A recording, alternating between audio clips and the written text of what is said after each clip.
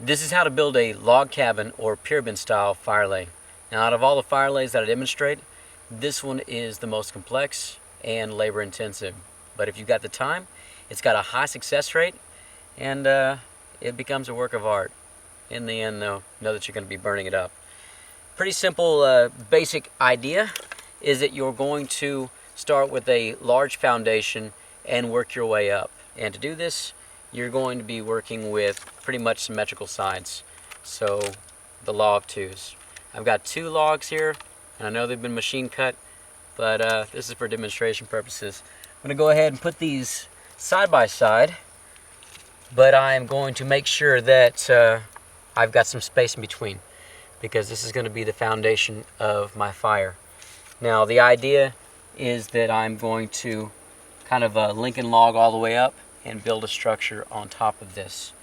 You want to make sure that as you put your tinder and as you put your kindling above, you allow for space for airflow. So your air is going to come in here, your air is going to come in here. If you need extra, you can actually dig underneath these 2 logs as well, give yourself some more windows. But you also need a path for your fire to get in there. So make sure that you don't get overzealous packing things on top, where in the end you can't get your match or your lighter up under there to get the fire started.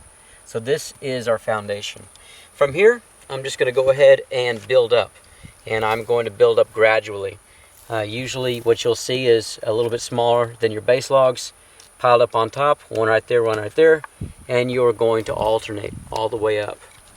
Now, I'm just going to go ahead and start it up just like this. Okay. So you kind of have the idea. Before you get too far along, you want to go up ahead and set up your tinder bundle down here.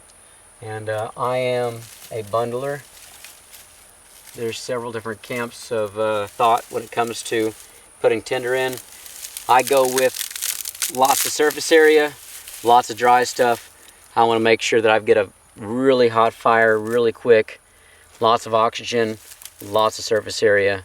I want to be able to catch my fire up real quick. So I'm going to go ahead and put that down there and start building. Now, with this fire lay, a lot of times, and you don't want to leave this a chance, especially if you're in a survival situation, you're going to go ahead and kind of make a mini teepee down here. So a lot of times I'll take smaller sticks and I'll stick them in just to make sure that I've got what I need to get the flames high enough to get this thing started up. So it's just kind of up to you on how much time you spend with this. But in the end, if you're in a survival situation and your attempts to start up fire are going to be limited, i.e. you have only so much butane or only so many matches, taking those extra couple moments to ensure that you get that fire started with that first match could quite possibly be life or death. So take your time, make sure you get it right. That should be enough. And from here, I'm just going to continue on with my log cabin. Now, I've seen 2 different methods of doing this. I've seen a lot of people actually just go straight up with your log cabin, and so they keep the sides going up. I don't really like that idea. I've also seen people go ahead and start laying logs across, all the way across, and what they're doing is making kind of a ceremonial pyre fire.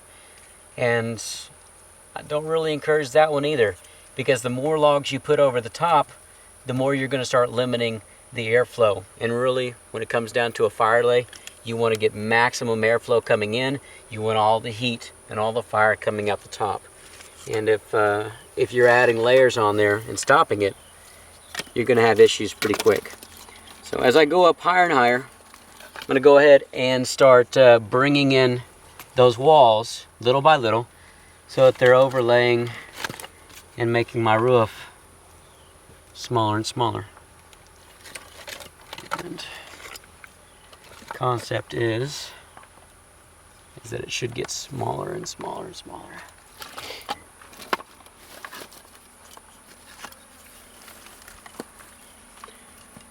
Okay. Seems like pretty big stuff, right? Now across the top, sometimes I'll go ahead and add some of the smaller stuff. just to ensure that I get a good burn. If you're not sure that it's going to start up, I've seen a lot of people actually take more firewood and build a teepee around it. It kind of ensures that, well, that you get your fire started. So, the whole premise behind this is that you get lots of flow of heat coming up through, and so the flame is going to hit the first level, the second level, third level, and as these things overlap, you get lots and lots of surface area for the heat to actually catch on with the flame. So that's the idea. The more the flame can touch, the more likely your fire is going to be to start up. So it's about enough playing.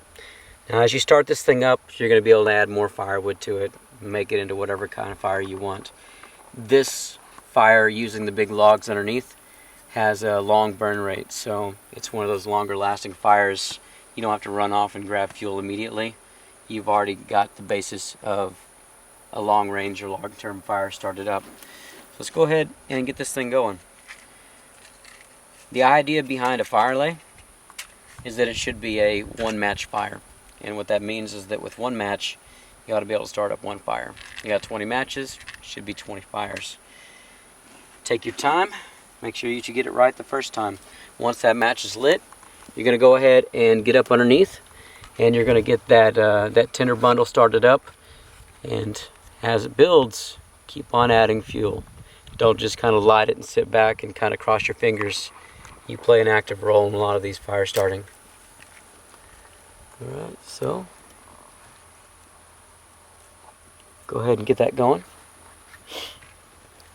And as it builds up, you want to use that heat to the best of your advantage.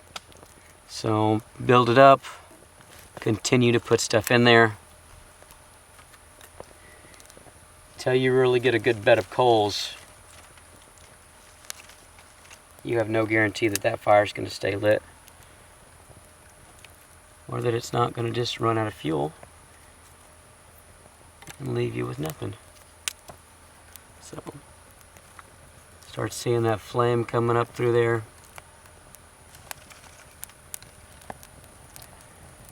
It's real nice. If I was in a survival situation, I would have probably used even smaller pieces of wood, and then I would have built up larger and larger.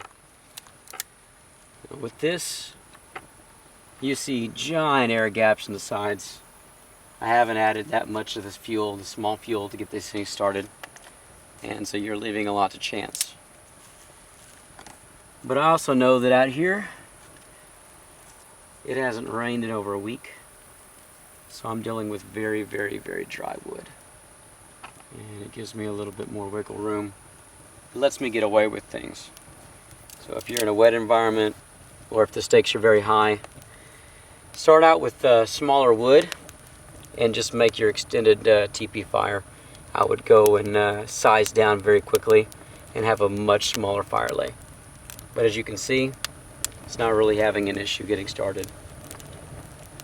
With the type of wood, this hardwood that I have on it right now, you're looking at about an 1.5 to 2 hour burn with these two logs. So it'd become a pretty good cook fire.